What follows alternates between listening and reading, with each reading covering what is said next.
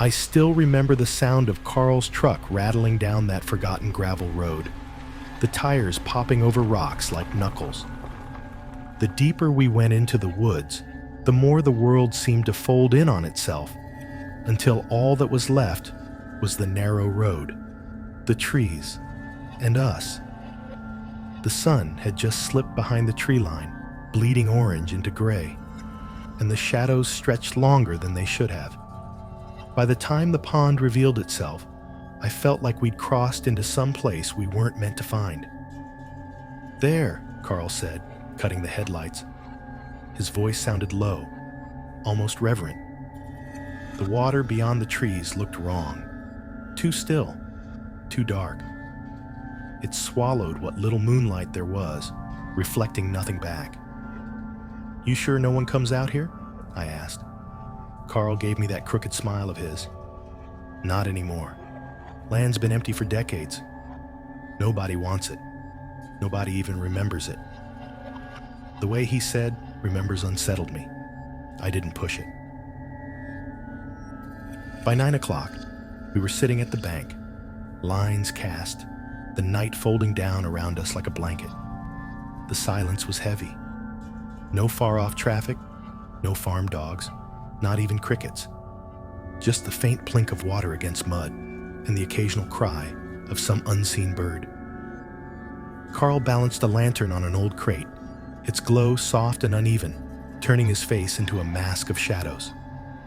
I checked my line for the third time in an hour. Worms still untouched. "Not much action," Carl muttered, sipping his beer. "Maybe they're deeper," I said, though I wasn't sure I believed it. Something about the water didn't feel like it held life, not the kind we knew. The air carried a faint tang, metallic and briny at once, like salt water left too long in a rusted bucket. We were miles from the sea. I tried not to think about it, but my stomach turned. It started sometime around midnight.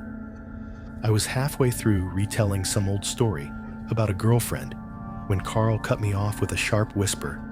"Look." Out near the center of the pond, the water moved. Not a fish breaking the surface, not ripples from a breeze. It bulged, swelled, as though something underneath pressed against it. Then it sank back down, leaving the surface smooth again. "Snapping turtle," I said, but even as the words left my mouth, I knew they weren't true. It happened again, closer. The water lifted, rolled, then settled. Carl's eyes locked on it. "That's no turtle."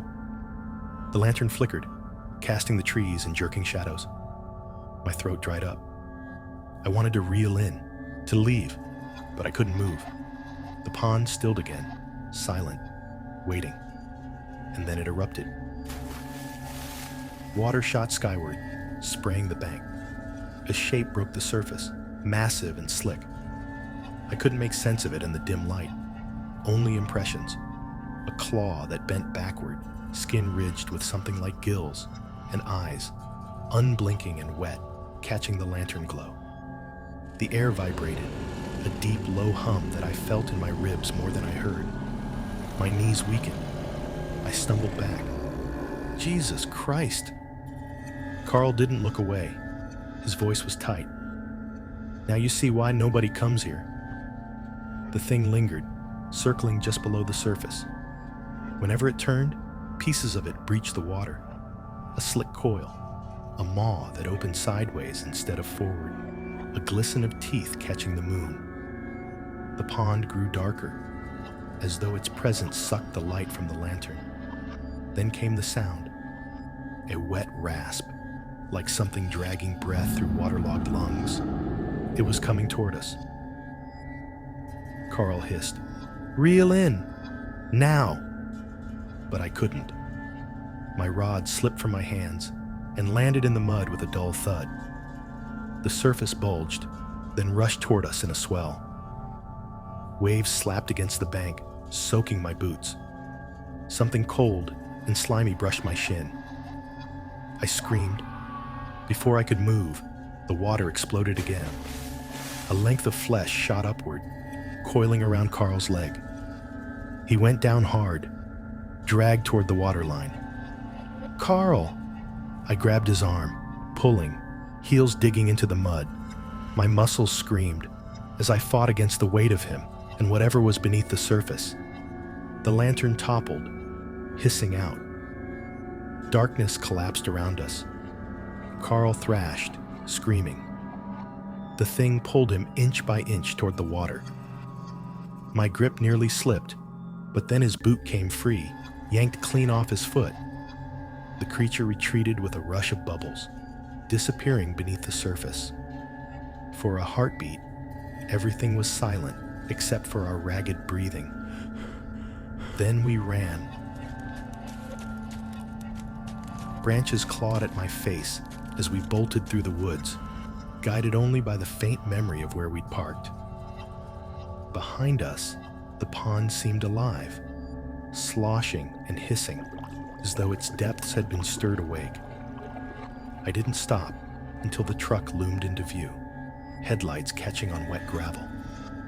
Carl fumbled for the keys, hands shaking so badly he dropped them twice before the engine roared to life.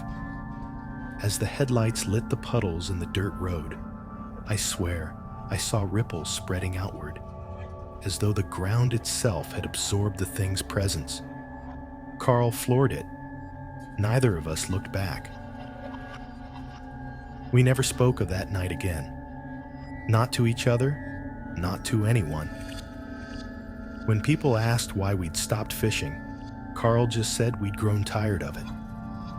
I tucked my rods away in the attic, where they still gather dust. But silence is not the same as forgetting. Some nights, I wake drenched in sweat, ears filled with that low hum vibrating through my bones. Other nights, I feel it, the brush of something slick against my leg, as vivid as the night it happened. Carl confessed once, months later, after too many beers, that he hears water sloshing under his floorboards sometimes. He swore he could smell that same briny rot in his house at night. We didn't talk about it again. Neither of us went back to Hollow Pond. But in dreams, we always return. Standing at the shore, staring into black water, waiting for the ripple to come again. And somewhere beneath the surface, I know it's still waiting for us.